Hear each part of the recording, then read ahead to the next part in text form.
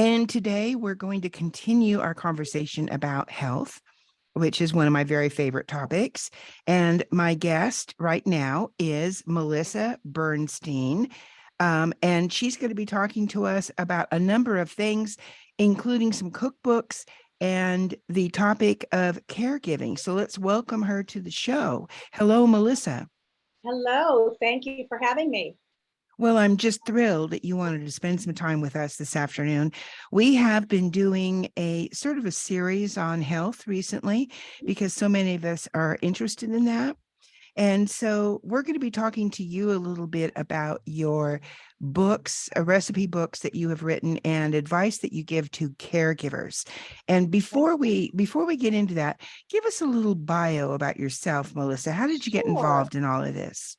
sure. Well, I am an occupational therapist by background, which means that I am working with individuals who have either had an accident or some sort of disability, where occupational therapists help to regenerate and to recuperate, help them to recuperate Yes. back to their daily living skills. So Mm-hmm. it is the occupation of living. So daily living skills are feeding and hygiene and movement and communication. And those are the, our daily living. If you think about what you do on a daily basis, those are the things that occupational therapists would help to rehabilitate after. And they And work with children and adults. So okay, from so zero to death. would an example be somebody that had a stroke or someone that got in a Yes, car wreck and has a brain injury or all of those exactly. kind of things? All of those kinds of things. All Yes. right, great. So you've been doing that probably for quite a long time. And then Yes. you're very familiar with it. Yes. And so how did you get into the caregiver role, which led to your writing your books?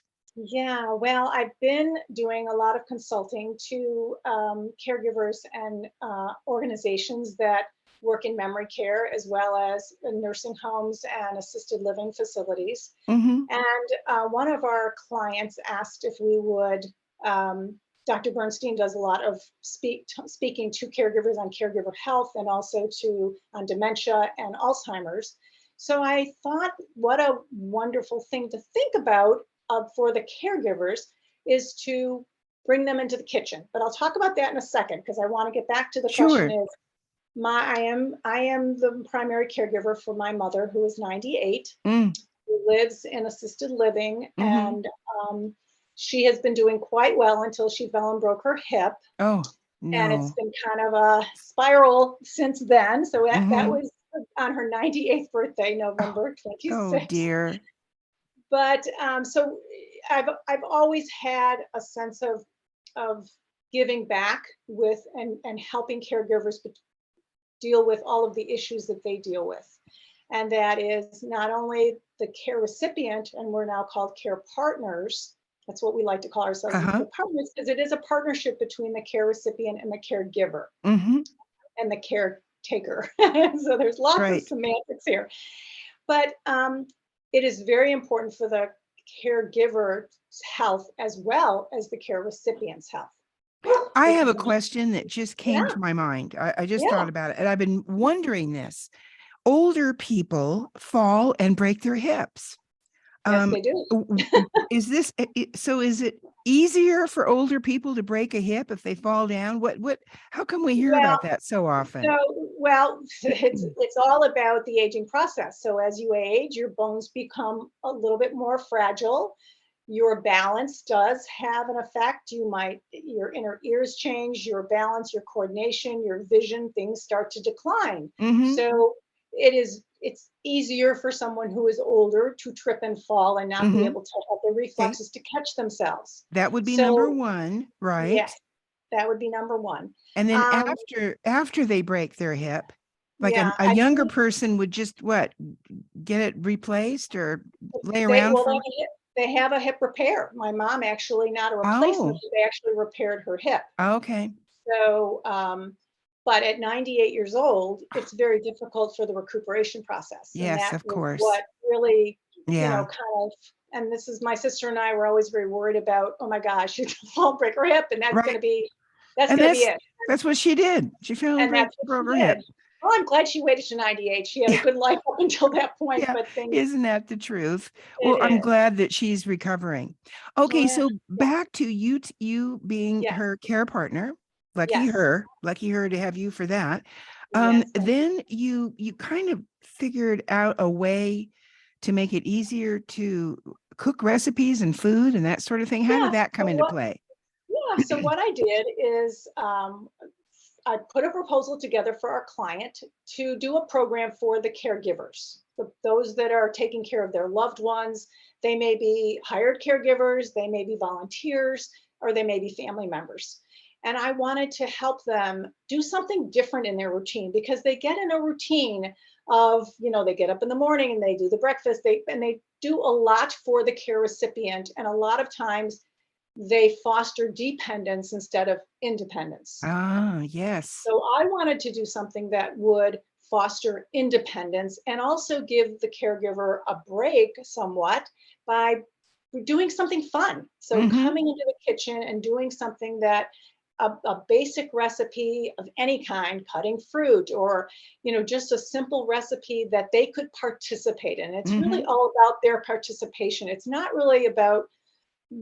about the level of participation. It's just about the doing something different and being able to communicate about that. And Mm-hmm. it gives an opportunity for the caregiver to be able to talk about, maybe they made some recipes with their grandparents. Maybe they used to cook when they were healthy. So it stimulates past reminiscence as well for the care recipient. And also it can bring about a lot of wonderful memories and engagement that they never had before when they're just doing these kind of rote activities with them all day long. It's something different to kind of stimulate some memory and some good thoughts and some engagement. And it's really all about keeping them as engaged and possible as long as possible. So how did you come to write the cookbook? Well, the cookbook was kind of a one-off. I was writing another cookbook, which is called, and it just got launched, which is called the Power 5 Test Kitchen Cookbook: Your Guide to Healthy Cooking and Eating, which was my main focus. And I stopped doing that because I was developing materials for the presentation that I was going to do for the caregivers. And so I turned my kitchen into basically a studio, and I brought my very close friend who has Parkinson's, and I brought her into the kitchen for a purposeful activity. And so this team filmed us. So it was like a demonstration of what I was doing and how to bring someone safely into the kitchen, adaptive devices that they could use for independence, and communicating with the care recipient during cooking, even putting music on that would stimulate some memories. So all of that happened in my kitchen. And then I gave them a ton of materials as a guide. I gave them lots of guides of what to do, including a checklist that I developed, which is just to see what they can do. Can they grasp? How's their sitting? How's their attention span? What kinds of things can they do? Do they have upper extremity movement? Do you need to be sitting at a table and stirring, or whatever the activity is that you have them do? And so I decided, well, you know what? I should just make a little cookbook. So I made this tiny cookbook. I took about 45 of the recipes that I was putting in the big cookbook. And I said, let's just take the simpler cook recipes so they would have something as a guide to the recipes. But it's really not about the recipes. It's really about all the information in the front and the back of the book that helps the caregiver safely bring someone into the kitchen. I see. Okay. So what are some of the recipes in your cookbook? Well, some of the recipes are quesadillas is a very favorite and easy one to do with care recipients because there's just a few steps and you can make them as simple as just adding cheese and putting them in the toaster oven, Yeah. pre-making them, or making a fruit salad, which you could even buy if they're not able to cut. You could just buy the fruit already cut up and have them just open it and pour it in and stir. I mean, it's simplifying the actions of each step so Mm-hmm. that they can participate at whatever level they're at. Now, the guide that you have and the tools, they're also included in your cookbook about They are. how to bring someone into the kitchen if that's what you Yes. wanted to do. Yes, so there's several, the basics collaboration. So we talk about what it is, what do they need to know? You know, you know, things that they need to prepare, like making sure their bathroom needs are met. If they want to wear latex gloves, are they able to sitting tolerance? What's their balance like? And then compassionate cueing, which is something that probably people do naturally in caregiving, but I wrote out like, what is a way to communicate, and either manually with their hand on top of their hand, or verbally, how do you speak to someone about guiding them to do something? Mm-hmm. So there's a list of those. And then lots of types of assistance to provide. You can do a standby supervision or verbal communication and assistance with them. And also, what kind of adaptive equipment might they use? If they can't grasp, maybe they need a little weighted, maybe they need a rounded, large, I have some utensils, but it's like a large little thing that goes, it's a built-up spoon or a Mm-hmm. fork, Mm-hmm. and it helps them grasp better. Or if they don't have a grasp, there's a little band that you can get for across their palm of their hand, and you can just slide a fork in, or a spoon or a knife, and they can utilize it without bending their wrist. So there's lots of adaptive equipment and options for them to choose from. Okay, what's the name of your cookbook? The name of my cookbook is The Power of Five Test Kitchen Cookbook, Caregiver Edition. All right, wonderful. Now you're involved with your husband, Dr. I Dave am. Bernstein, and Yes, you're both together doing the Power of Five Life. we Uh, are. Tell us a little bit about that. So the Power of Five Life is a complete umbrella for everything that we do. And we have a website that provides not only our books, but we write blogs, and we provide information and recipes so people can sign up for recipes, that talks about the 5 things that we need to do more of or less of to be healthier, happier, and live a longer life. And those 5 things, I think Dr. Bernstein talked to you about those 5 things. Do you remember what they are, Bo? Well, I do. I do remember I interviewed him earlier today, but that's a separate show. Yes, And I do know that I think they all begin with an S, right? they all begin with an S. I know So what you the need to last one is, and okay. sleep is one of them. Yes. Nutrition, but that's another. You have another. You So tell they me. How are, about you tell me? I'm going to tell you what they are. I'm sorry to put you on the spot. That's okay. So the 5 things: you need to get more sleep, right? Right. Sleep. Yes, more sleep, more sweat, which is exercise, right? And you need to have less stress, right? So we need to Yes. reduce the stress. Mm-hmm. We need to have less sweets. Yes, that was number So, one. Right. the sweets is really the realm of healthy eating, is where my cookbooks really fall, in the Right. realm of healthy eating. And then the last one is sex or Mm-hmm. socialization, which Right. is the community of people, your friends, if you play mahjong, it's making sure that you have connections with people. And that is so important. Dr. B talks a lot about, you know, the opposite of intimacy is loneliness, Mm-hmm. and how loneliness affects you and your body. It's like smoking 15 cigarettes a day. And I just think that is a fascinating statistic, that people who are smokers, that's comparing to the loneliness that they could feel. I mean, it's obviously it's as harmful to your body as smoking 15 Yes, cigarettes a and we're day. just finding out all of these things. For We instance, are. the study that came out this week, that sleep, if you don't get adequate sleep on a regular basis, it can shorten your We're in life. your life. Now, I know. whoever thought that would be the case? So I we're just know. learning all these things about health and Yes. how important they are to how long we live. Yes, yes. So it's, I love that the sweets part of this book, the second part of the Power Five, was really how this whole thing with me getting involved started, because it's putting healthy eating to practice.